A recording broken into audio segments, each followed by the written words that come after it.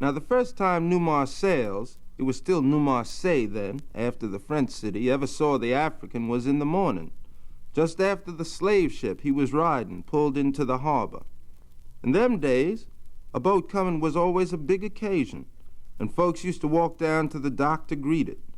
It wasn't a far piece, since the town wasn't no bigger than Sutton is today. The slaver came up, her sails all plump and tied up, and let fall her gangplank. And the ship's owner, who was also the leading slave auctioneer in New Marseilles, he talked so good and so fast he could sell a one-armed, one-legged, half-witted Negro for a premium price, he ambled up the gangplank. I'm told he was a spindly fellow with no muscles whatever. He had hard, bargain-driving eyes and a nose all round and puffy and pocked like a rotten orange, and he always wore a blue old-time suit with lace at the collar and a sort of derby of green felt. And following him, exactly 3 paces behind, was a Negro. Some folks said this was the auctioneer's son by a colored woman. I don't know that for certain, but I do know this here Negro looked, walked, and talked just like his master. He had that same build and the same crafty eyes, and dressed just like him too, green derby and all, so that the two of them looked like a print and a negative of the same photograph, since the Negro was brown and had kinky hair. This Negro was the auctioneer's bookkeeper and overseer and anything else you can think of. So then these two went up on deck, and while the Negro stood by, the auctioneer shook hands with the captain, who was standing on deck watching his men do their chores. You understand they spoke different in them days, so I can't be certain exactly what they said, but I reckon it was something like, "How do? How was the trip?" Already some folks standing on the dock could see the captain look kind of sick. Fine, except that we had one real ornery son of a bitch, had to chain him up alone, away by himself. "Let's have a look at him," said the auctioneer. The Negro behind him nodded, which he did every time the auctioneer spoke, so that he looked like he was a ventriloquist, and the auctioneer was his dummy, either that way or the other way around. "Not yet. God damn. I'll bring him up after the rest of them niggers is off the boat. Then we can all hold him down. Damn." He put his hand up to his brow, and that's when folks with good eyes could see the oily blue mark on his head like somebody spat axle grease on him, and he hadn't had time yet to wipe it off. "God damn," he said again. Well, of course, folks was getting real anxious, not just out of common interest like usual, but to see this son of a bitch that was causing all the trouble. DeWitt Wilson was there, too. He hadn't come to see the boat or even to buy slaves. He was there to pick up a grandfather clock. He was building himself a new house outside of Sutton, and he'd ordered this clock from Europe, and he wanted it to come as fast as possible, and the fastest way for it to come was by slaver. He'd heard how carrying things on a slaver was 7 kinds of bad luck. But still, because he was so anxious to get the clock, he let them send it that way. The clock rode in the captain's cabin and was all padded up with cotton and boxed in and crated around and wadded secure, and he'd come to get it, bringing in a wagon to carry it out to his house and surprise his wife with it. DeWitt and everybody was waiting, but first the crew went down and cracked their whips and herded this long line of Negroes out of the hold. The women had breasts hanging most down to their waists, and some carried black babies. The men, their faces was all twisted up sullen as the inside of lemons. Most of all the slaves was bone naked, and they stood on the deck blinking. None of them had seen the sun in a long time. The auctioneer and his Negro walked up and down the row, as always, inspecting teeth, feeling muscles, looking over the goods, you might say.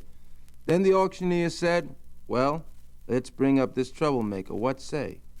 "No, sir," yelled the captain. "Why not? I told you, I don't want him brung up until the rest of these niggers is off the boat." "Yes, surely," said the auctioneer, but he looked sort of blank, and so did his Negro. The captain rubbed that shining, grease-spot wound. "Don't you understand? He's their chief.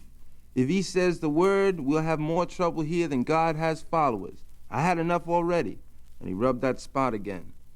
The crewmen pushed them Negroes down the gangplank, and the folks on the dock stepped out of the way and watched them go by. Them Negroes even smelled angry, having been crammed together, each of them with no more room to himself than a baby in a crib. They was dirty and mad and ready for a fight. So the captain sent down some crewmen with rifles to keep them company. And the other crewmen, 20 or 30 there was, they just stood on deck, fidgeting and shuffling. Folks on the dock knew right off what was the matter. Them crewmen was afraid. You could see it in their eyes. All them grown men scared of whatever was down in the hold of that boat chained to the wall. The captain looked sort of scared himself and fingered his wound and sighed and said to his mate, "I reckon you might as well go down there and get 'em. And to the 20 or 30 men standing around, you go down there with 'em, all of you. Maybe you can manage." Then out of the bottom of the ship, way off in some dark place, came this roar, louder than a cornered bear or maybe two bears mating. It was so loud the sides of the boat bulged out.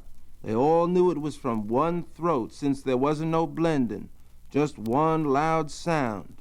And then, right in front of their eyes, in the side of the boat, way down near the waterline, they saw a hole tear open and splinters fly, splashing like when you toss a handful of pebbles into a pond.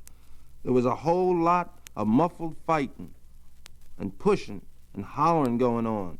And after a while, this fella staggered on deck with blood dripping from his head.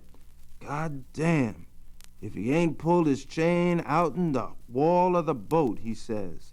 And everybody stared at that hole again and didn't take note that the crewman had just passed on from a cracked skull. Well, sir, you can believe that folks got into close knots for protection in case that thing in the bottom of the ship should somehow get loose and start a-raging through the peaceful town of New Marseille. Then it got sort of quiet again, even on the inside of the ship, and folks leaned forward, listening. They heard chains dragging, and then they saw the African for the first time. To begin with, they seen his head coming up out of the gangway, and then his shoulders, so broad he had to climb those stairs sideways. Then his body began, and long after it should have stopped, it was still coming. Then he was full out, skin naked, except for a rag around his parts, standing at least 2 heads taller than any man on the deck. He was black and glistened like the captain's grease-spot wound. His head was as large as one of them kettles you see in a cannibal movie and looked as heavy. There was so many chains hung on him he looked like a fully trimmed Christmas tree. But it was his eyes they kept looking at. Sunk deep in his head they was, making it look like a gigantic black skull. There was something under his arm. At first they thought it was a tumor or growth and didn't pay it no mind. And it wasn't until it moved all by itself and they noticed it had eyes that they saw it was a baby. Yes, sir. A baby tucked under his arm like a black lunchbox, just peeping out at everybody. So now they'd seen the African. And they stepped back a little, as if the distance between him and them wasn't at all far enough, as if he could reach out over the railing of the ship and down at them and pop off their heads with a flick of his fingers. But he was quiet now, not blinking in the sun like them others, just basking, like it was his very own, and he'd ordered it to come out and shine on him. DeWitt Wilson just stared. It was hard to tell what he was thinking, but some folks said they heard him saying slowly to himself, over and over again, "I'll own him. He'll work for me. I'll break him. I have to break him." They said he just stared and talked to himself. And the auctioneer's Negro, he just stared too.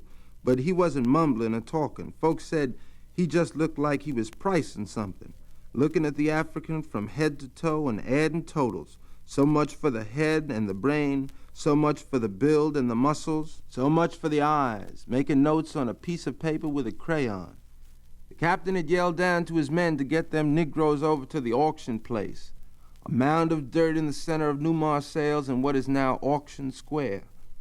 Some men cleared away, and some others came down off the boat and started pushing the line of chained Negroes.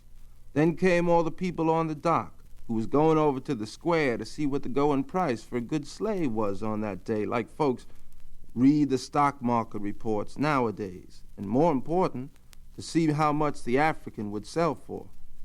And after they'd gone away some, came the African and his escort, 20 men at least, each holding a chain, so he looked like a maypole, with all the men around him in a circle staying a good, healthy distance out of his reach. When they got to the square, they pulled them other Negroes way off to one side, and the African and his attendants went right up on the hill. Then the auctioneer, with his Negro behind him, those same 3 steps, started his selling. Now, folks, you see here before you about the most magnificent piece of property any man ever want to own. Note the height, the breadth, the weight. Note the extraordinary muscular development, the regal bearing. This is a chief, so he's got to have great leadership ability. He's gentle with children, as you may be able to see there under his arm. True, he's capable of destruction, but I maintain this is merely a sign of his ability to get a job done. I don't think you need any proof of all I say. Just to look at him is proof enough. Why, if I didn't own him already, and if I had a farm or a plantation, I'd sell half my land and all my slaves just to scrape up enough money to buy him to work the other half. But I do own him, and I don't have any land. That's my problem. I can't use him. I don't need him. I gotta get rid of him. And that's where you come in, friends. One of you has to take him off my hands. I'll pay you for that kindness. Yes, sir. Don't let anybody tell you I'm not grateful for the good turns my friends do for me. What I'll do is this. I'll toss right in this deal or 2 for the price of one, that little baby he's got under his arm. Now, some folks said they found out later the auctioneer had to make that deal, since it was the captain who tried in the first place to get that baby from the African, and that's how come he got his head smashed. So I reckon the auctioneer couldn't very well sell them 2 as separated items without having to kill one to get to the other. Now, you know that's a bargain, he was going on to say. Maybe that baby will grow up to be just like his daddy. So now just picture it.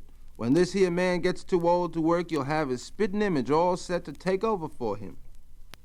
I reckon you must know I'm not very sharp when it comes to prices and cost. But I'd say right off this here worker shouldn't go for less than $500. What say, Mr. Wilson? You figure he's worth that much? DeWitt Wilson didn't answer, didn't say nothing. Just reached into his pocket and pulled out 1,000 cash, as calm as you'd pick lint off a suit. Walked halfway up the hill and handed that money to the auctioneer. The auctioneer wrapped his green derby against his knee. Sold. Nobody, not even the folks with claims to have seen it, is really certain about what happened next. It must have been them crewmen who were still holding all them chains relaxed when they saw all that money, because the African spun around once and nobody was holding nothing except maybe a fistful of blood and skin where them chains had rushed through like a buzzsaw. And now the African was holding all them chains, had gathered them up like a woman grabs up her skirts climbing into an auto, and right off he started for the auctioneer, like he understood what that man was saying and doing, which could not have been, since he was African and likely spoke that gibberish them Africans use. But leastways he did go after the auctioneer, and some folks swears, though not all, that, using his chains, he sliced his head off, derby and all, and that the head sailed like a cannonball through the air a quarter mile, bounced another quarter mile, and still had up enough steam to cripple a horse some fellow was riding into New Marseille. Fella came into town babbling about having to shoot his horse after its leg got splintered by a flying head wearing a green derby. Some strange things happened just then. The auctioneer's Negro, who'd taken a step or 2 back when the African got loose and didn't seem to take notice of the headless auctioneer except to make certain he didn't have no blood spattered on him to ruin his clothes, he ran up to the African, who was just standing near the body, which hadn't even had time to fall yet, and grabbed his arm and pointed and started yelling, "This way, this way." I reckon the African didn't really understand, but he knew the Negro was trying to help him and started in the direction the Negro was pointing. And the Negro followed him just like he'd followed the auctioneer, a distance of 3 steps back. When the African ran down off the hill, though he must have been carrying close to 300 pounds of chains on him, swinging them, breaking 7 or 8 arms and a leg, carving himself and the Negro a path through the townspeople of New Marseille. Some men raised rifles and took aim and maybe could have hit him, not saying, mind you, they could have stopped the African, but DeWitt Wilson ran up on the hill like a crazy man and got between the men and the African and Negro, screaming all the while, "Don't shoot my property! I'll sue! That's my property!" And by that time, the African was out of range and heading south into the swamps at the end of town. So the men and DeWitt got horses and rifles and after a while set out after him. The African was traveling pretty fast. He must have been carrying not only his baby and the chains, but the Negro too, because I don't see how that small Negro could have kept up. And DeWitt and the men might have never trailed him except that he went straight through the woods and swamps and left this trail of torn-up bushes and grass and small trees where them chains had caught on things and pulled them right out of the ground, heading straight for the sea. They just set out on this trail, wide enough for two horses to go abreast, as straight as a plumb line, and followed it through the swamp, right down to the sand and into the water. That's where it stopped. The men figured the African must have just tried to swim back home. Some said he could have made it, chains, baby, and all. And the auctioneer's Negro must have lit out on his own. And now they was sort of tired and wanted to go home and forget about it. But DeWitt was sure the African wasn't gone, not swimming, and was coming back, and got the men to look up and down the beach for some sign. They did, and half-mile down the beach they found two sets of tracks going into the woods. Right about now, it got hard for DeWitt Wilson to get men to help him chase his property. First of all, it was getting dark. Second of all, there wasn't no wide trail like before because the African must have been holding them chains off the ground so they wouldn't catch on anything, like a little girl holds up her skirt around her waist when she goes wading. So the men just naturally cooled down when it came to tracking a wild man through the woods at night when, at best, it would be hard to see him, and when you couldn't be sure where he was, and he could pay you a visit and slice off your head even before you knew he was calling. So they camped on the beach, and some men went for supplies, and at daybreak they took out after him again. But that one night was all the time the African and the auctioneer's Negro needed, and it was going to be harder than ever to catch them now because when they came into a clearing about a mile into the woods, shining in the sun was a pile of broken stones and links and bracelets where the African had spent the night cleaning them off himself. So now he was loose, free of his chains, and was somewhere in the area. He was so big and so fast you didn't dare make a guess at where he might be, since folks began to realize he could have been anywhere within a distance of 100 miles. But DeWitt, with fewer men now, kept going and tracked his property for 2 weeks, halfway to where Wilson City is now and back, which is a total of 200 miles, and all along the Gulf Coast, almost to Mississippi, and the other way into Alabama, and finally those men still with DeWitt noticed he was looking sort of funny. He didn't sleep at all, or eat, spent 24 hours a day on his horse, and was talking to himself, saying, "I'll catch you, I'll catch you, I'll catch you." And then, nearly a month after the African got away, in which time DeWitt hadn't been home at all, while the men watched, he keeled off his horse and didn't wake up until they'd taken him home in a litter to his plantation, and he'd slept in a feather bed for another week. His wife told folks he kept right on talking to himself, and when he did wake up, he came up screaming, "But I'm worth 1,000 too, I am." Now the African changed his tactics. One afternoon, DeWitt and his wife were sitting on their front porch. DeWitt was trying to get back his strength by sipping something cool and taking in the sun, and up the front lawn, dressed in African clothes of bright colors, with a spear and a shield, comes the African, bearing down on the house like he was a train and it was a tunnel, and he was going right through, which he did, on out the back door, across the back lawn to the slave quarters, where he freed every last one of DeWitt's Negroes and led them off into the dark of the woods before DeWitt could even set down his glass and get up out of his chair. Even though he was still ailing, DeWitt Wilson came into town and stood up in front of a big meeting they was holding to try and solve the problem and said, "Now I swear to you, I'm not going home until I can take the African or what's left of him with me. And let everybody know this, black or white, anybody who can give me news that'll help me catch the African will be walking around the next day with 1,000 of my dollars in his pocket." DeWitt Wilson kept his word. He set out after the African again. He tracked and trailed him for another month all over the state. Sometimes they'd come pretty close to getting him, too, but not quite close enough. They'd come on him and his band, which they managed to thin out and keep down to 12 or so, what with killing and capturings, and have a battle, but the African always wriggled out some way. One time they thought they had him trapped with his back to the river, and he just turned around, dove in, and swam it underwater. And you know some fellas can't even throw a stone that far. They could never get their hands on the auctioneer's Negro neither. He was always around, holding the baby while the African fought, looking at what went on out of them money-filled eyes which gleamed under that green derby. Yes, sir, he still had the derby, though nothing else, was dressed now like the African in one of them long multicolored sheets. DeWitt was changing again, doing the same things he'd done before he collapsed, not talking to anybody, not even to himself now, moody and silent all the time. And so it went on, the African raiding and freeing slaves, DeWitt Wilson catching up with the band and taking most of the slaves back and killing more, keeping the Africans' men down to 12 or 13, and the African and the auctioneer's Negro never getting caught. Then one night they was camped a little north of New Marseille. Everybody was asleep except DeWitt, who was sitting on his horse looking into the fire. He heard a voice behind him, what seemed like it could have been the voice of the auctioneer's ghost, but wasn't. You want the African? I'll take you to him. DeWitt turned around and saw the auctioneer's Negro standing there, wearing his sheet and his derby.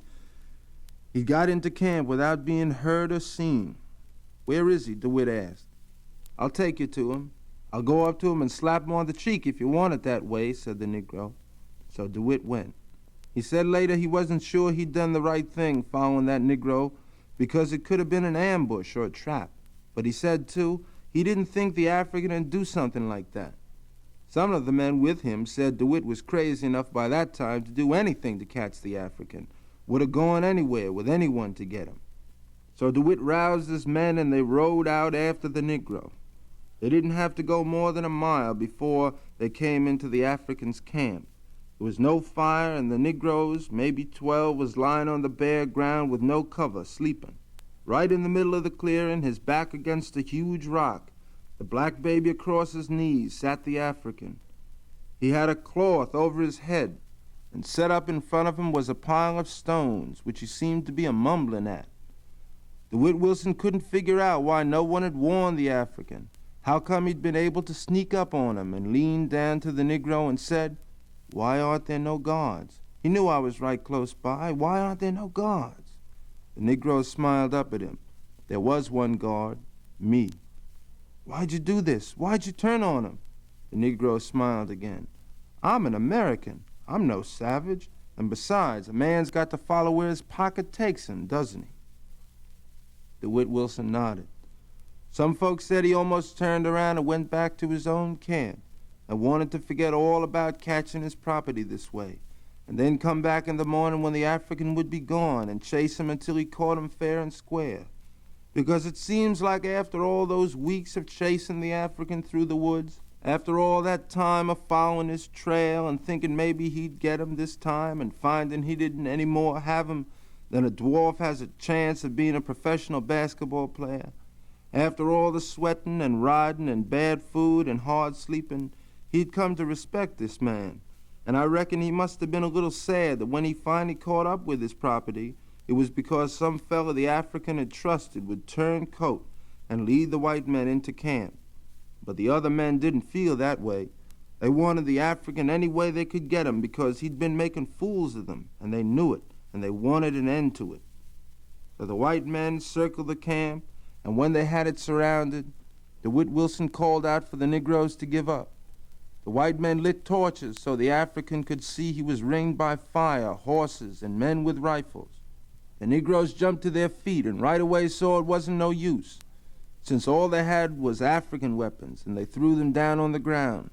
But the African bolted up on top of the rock, straddling the baby, and made a full circle, taking stock of what he was up against, because he was alone, and he knew it, since by then all the Negroes had scattered into the bushes or were standing around like they'd never seen him before and didn't know him from a 3rd century Roman Catholic pope. There he stood on the rock, alone, glistening in the fire, almost naked, his eyes just hollows of black. Then he stepped down. Someone raised a rifle. "Wait!" DeWitt shouted. See if we can take him alive. Don't you understand? That's the point. Take him alive.